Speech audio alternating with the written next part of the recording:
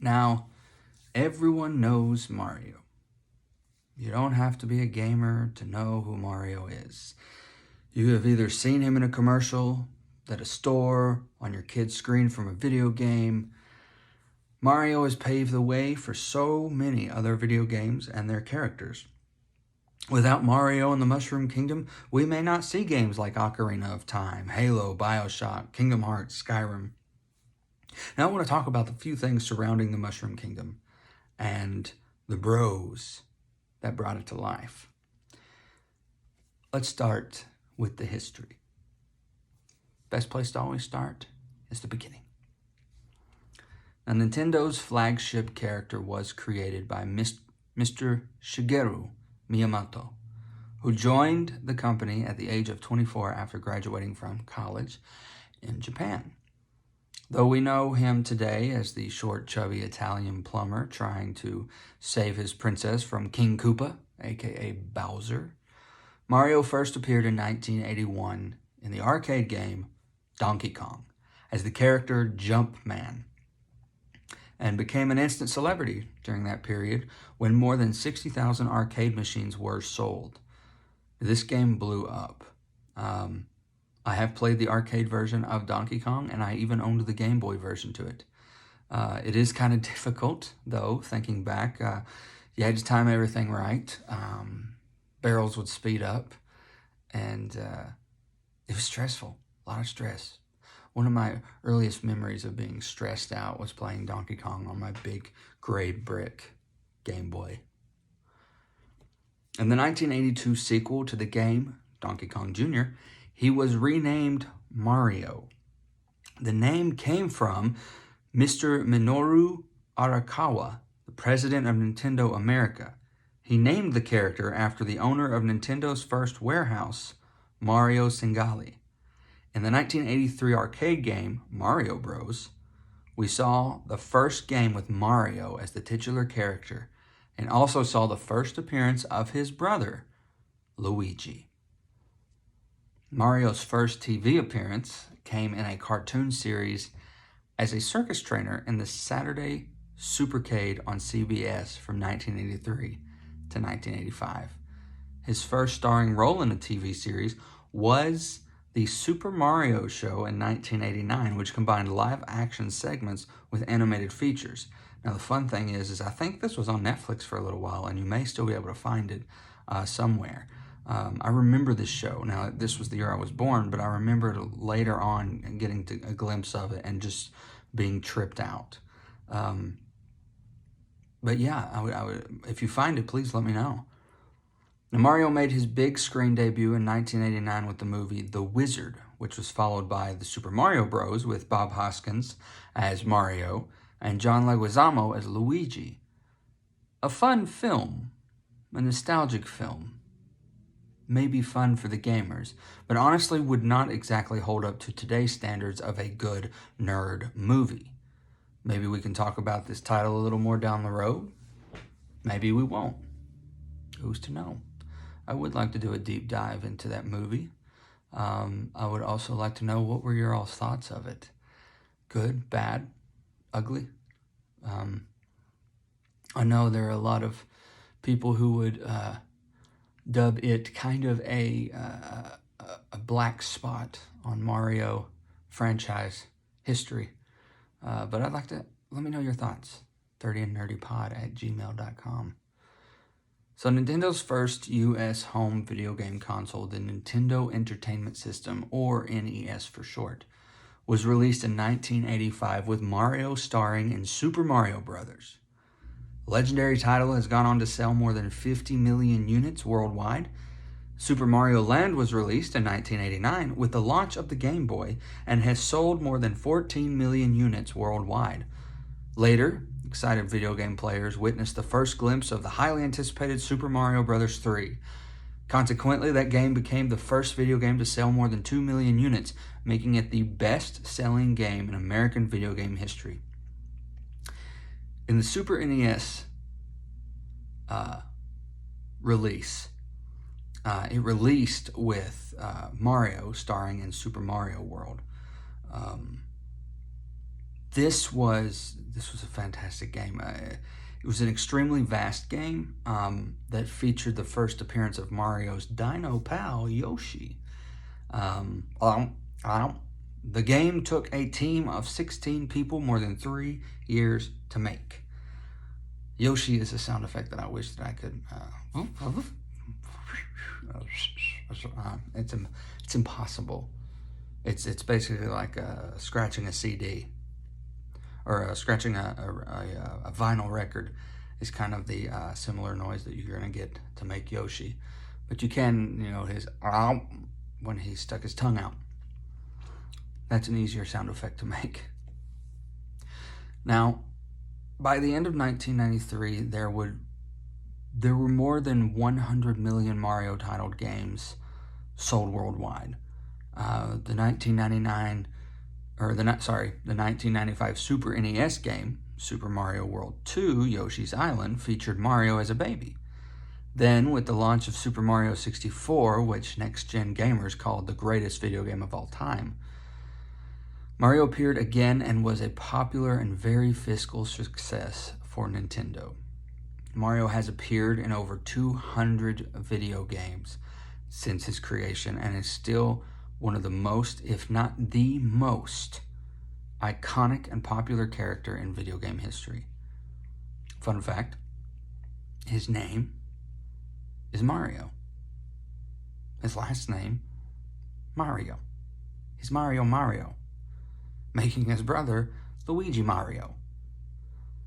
Just original stuff back then. I mean, the creativity is just vast, but no disrespect. Now, with more than 600 million units sold worldwide, the overall Mario franchise is the best-selling video game franchise of all time. Outside of the Super Mario platform series, other Mario games have included the Mario Kart Racing series, sports games such as Mario Tennis and Mario Golf, which I thoroughly enjoyed playing, role-playing games such as Mario and Luigi, Super Mario RPG, and Paper Mario, as well as educational games like Mario is Missing, Mario's Time Machine, and even Mario Teaches Typing. Now, the success of Mario spans literally a lifetime for some of us. I was not born yet when the success of Mario began, but 31 years later, it's still going strong. Now, I would say not as strong as it used to, but still, it's Mario. I thoroughly enjoyed every Mario game I played, except for maybe I didn't really get into Paper Mario that well. It just didn't grasp me. I remember Dr. Mario. I grew up playing these games and can tell you that the Mario phenomenon was such a moment in video game history to grow up in. It was just amazing to be alive during the evolution of Mario, and still to see it going on is just crazy. But enough of the history. Let's talk about some of Mario's abilities. Now, during the development of Donkey Kong, Mario was known as Jumpman. Jumping, both to access places and as an offensive move, is a gameplay element in Mario games, especially the Super Mario series.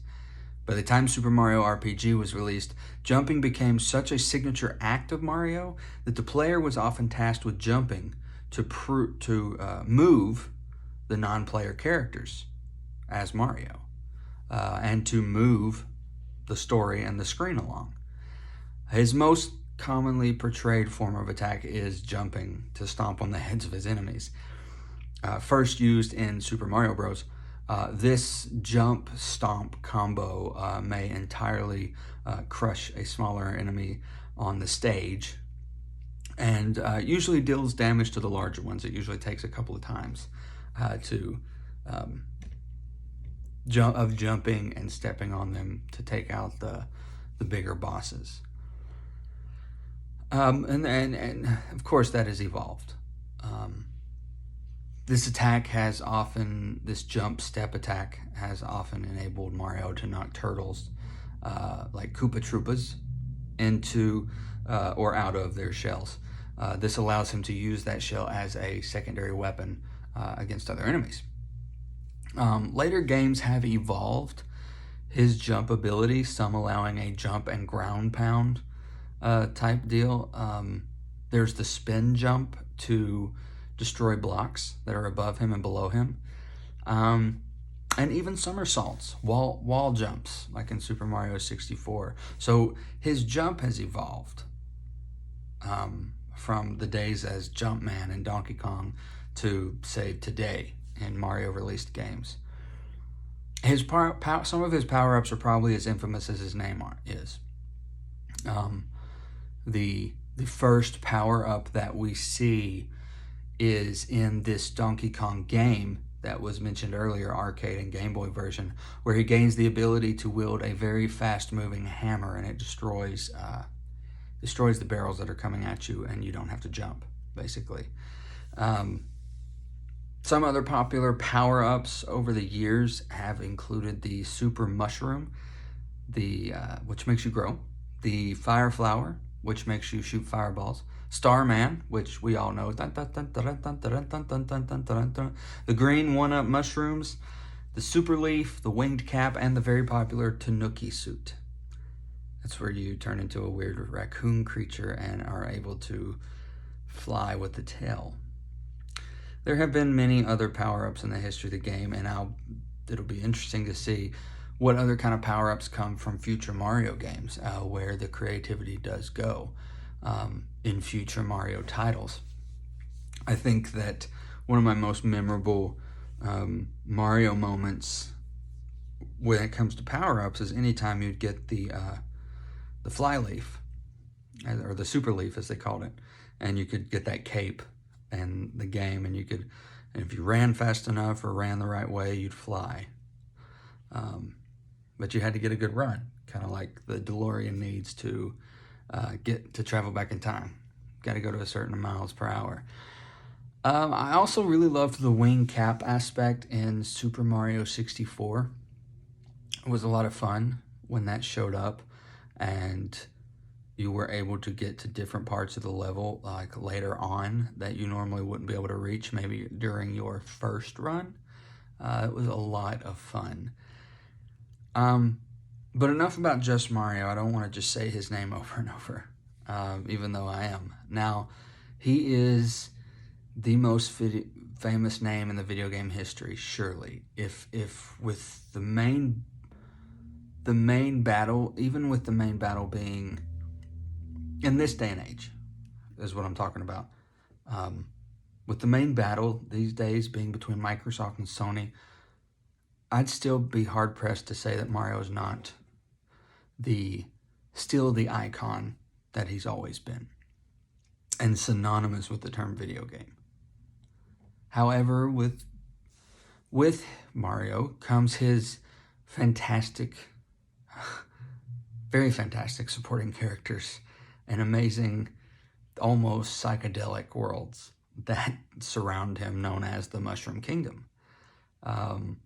Though it is presented somewhat inconsistently through the franchise, and there is no established canon on the topography of this Mario world, the Mushroom Kingdom is definitely what is the established realm, quote-unquote, of Mario. It is the Mushroom Kingdom, but over the years, obviously, there have been so many changes to the physical spec of what the Mushroom Kingdom is that there has been no consistency in the canon of what the Mushroom Kingdom is. But it is this vast, almost psychedelic trope when it comes to video game lands and worlds. I want to talk a little bit about some of the wacky characters in the Mushroom Kingdom. So let's start with his fraternal twin brother, Luigi. Now, he is portrayed as the sidekick, but is slightly taller than Mario. I know what that's like. Now, I do not have a fraternal twin, But my younger brother is, let's see, he's a head and a half taller than me. But I'm the older brother, so we are actually in a Mario Luigi situation in our life. So I know how that feels. He does have his own set of games now, including the very popular Luigi's Mansion. Now, he is my favorite character in the franchise. Fun fact about Luigi, March 19th, 2013. This began the year of Luigi, spawning many different media outlets centered around him. A big handful of video games within that year, some other media outlets all around Luigi. Nintendo, on this day, Nintendo basically said, we are going to spend the next year putting out Luigi IP and putting out Luigi media. People love Luigi. It is time to make him just as important. And it'd be a nice break, I'm sure, from Mario. Now let's talk about another name that is just as infamous in the Mushroom Kingdom, Princess Peach. Ruler of the Mushroom Kingdom and Mario's love interest. She's always getting captured. She's the damsel in distress. Now, as of recent years, there are some games that have made her a little bit more serious, taken seriously, given her a little bit better moments. Some like Super Smash Bros., Mario Kart. She's not just the damsel, she's dealing out the damage as well. So that is Princess Peach. And you can't thank Princess Peach without thinking about who is constantly taking her. And that's Bowser, formerly known as King Koopa or King of the Koopas. He is the main villain of the franchise and thorn in Mario's side. Now in Japan, the character is known as Daimyo, or Great Demon King. He has a child named Bowser Jr., and as of recent years, Bowser has become more of a serious playable character in a lot of things, not just Mario Kart and Super Smash, but there's Mario Parties, and he really transformed as a villain in Mario 64. There was more character given to him once Mario 64 hit. He became the big bad. It wasn't just like, there's King Koopa in his ship, and he's taken Princess Peach. Bowser actually becomes more of a serious character and serious contender in these recent games. Moving on, though. Princess Daisy. She is the ruler of, and I've never known how to pronounce this, Sarasaland, and is usually kidnapped by Tatanga, another villain in the Mushroom Kingdom. She was created in 1989, and she's linked to Luigi a lot more as kind of his beau, and become a mainstay in the spin-off games like Mario Golf, the future Mario Kart games, as well as Mario Party. A lot of people don't know as much about her or follow her as much because there's very few times that we see her in main storylines, other than a handful of times. But let's move on. We have got Toad. Toad is the mushroom humanoid and Princess Peach's most trusted subject. Now, he first appeared in 1985 and has been a main staple in all the Mario games and spin-offs ever since. He is the annoying little thing in Mario Golf that does the O-B, O-B, O-B whenever you hit a ball out of bounds. It's rather annoying. But Toad has become a bigger household name in the more recent games, Super Mario Party, Mario Kart, stuff like that. But he is an annoying little creature. Speaking of creatures, Mario's Dino Pal and riding companion, Yoshi. His first appearance was Super Mario World in 1990. His sound effects are as famous as he is, and known for his long tongue as an offensive move. He eats he shoots out his prey. Let's say that. He even had his own spin-off games like Yoshi's Island. And he's a very popular choice in the early versions of Super Smash Bros., especially if you had an extra life, like if it was 1v1 and you knew you had one more stock life than the person you were fighting, you just and walk off the side. Cheapskate move. Very big cheapskate move. Well, let's move on to some villains, aside from Bowser. Now, this is known as the Anti-Mario. He first appeared in Super Mario Land 2, 6 golden coins, and is the main antagonist of that game. He was made to be Mario's direct opposite. He's like Darkwing Duck's Negaduck. He was made to be the direct heel for Mario. And it's such a direct connection that his name is Wario. Not a lot of creativity, but it works. He was also a nice stray away from Bowser. He was a good creation and opportunity to be like, here's another villain, and it doesn't have to be Bowser. And he's like Mario in a lot of ways, but he's a villain. So with Wario, a few years later, 2000, came Waluigi. Maybe it's because he's the anti-Luigi, but he's my second favorite character in the franchise. Now, he first showed up in 2000 and is Luigi's main antagonist. And he's almost like, if you look at him and listen to him, like, wow. He's like the direct mock-up of what old school villains looked and sounded like in the cartoons. It's a lot of fun. Now, there are a ton of other characters that I could easily talk about, but that could take a while. Names like Boo, Shy Guy, the Goombas, and many more, especially in these recent renditions of the Mario franchise game. New characters are added constantly. Some of my favorite games, you cannot talk Mario and not pay mad respect and talk about how amazing it was at the time, that Super Mario Bros. For the NES. It paved the way for all this. Without that, we don't have Mario 64. We don't have Mario on the DS. We don't have Mario on the Wii. So that's one of my favorites. I loved Mario 64. And it sounds like it is raining outside. Wow. Very nice. Nice rainy night. As I was saying, Mario 3, Super Mario 3 with Tanuki Mario. Loved that game. I love the Super Smash Bros. Games. Now, in recent years, we've even seen Mario cross over and sports games and go against Sonic.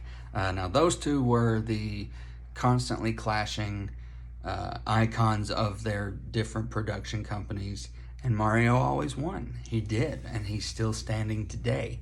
I think it would be very interesting to talk about where Mario stands in today's climate with Sony and Microsoft, and can Nintendo find its way back? I know that everyone loves the Switch, and that's a Nintendo opportunity to have Mario and to do Zelda, but it's just not the same. It's not an average system, and these days it's system wars, and Nintendo's Switch is not winning that competition.